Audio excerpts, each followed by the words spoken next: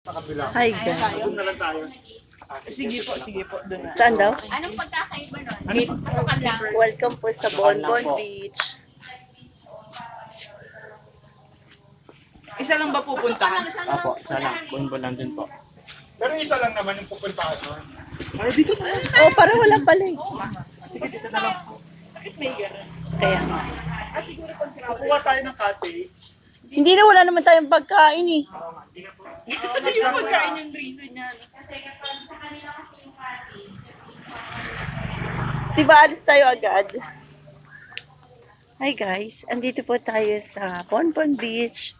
Ayan, ayan guys. Dito po to sa Romblon. Ayan. So, sandali lang kasi tayo dito, kaya hindi na tayo nagka-cottage. Ayun. Bakit mabato? Yung pa sila, nagbabayad pa sila ng entrance. Ako dito na, nag-video na ako. Kasi uuwi tayo agad. Ay, marami rin palang tao. Ayan si ate. Hello ate. Hello?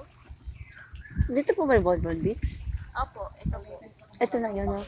Opo, ano pa po, mahaba pa po yan. Lalakarin pa namin? Opo. Oh. Akala ko pagsakay na, pagbaba ng tricycle, eto na. Ito na po siya, pero hanggang doon po sa dulo yung beach, yung Bonbon Beach. Oh, okay. May ano pa yata doon, ewan ko lang. Ano po, beach pa yung kahit na shade. Oh, may sandbar? Meron. Oh, good job. Yun. Galing kasi kami sa Sibuyan Islands. Nag-sandbar din kami sa Crystal de Gallo. So, dito may sandbar din. Good job. Ayun. Sa sandbar na naman tayo, guys. Ito ating view. Wala pa sila. Tagal nila. Hindi ko na nga.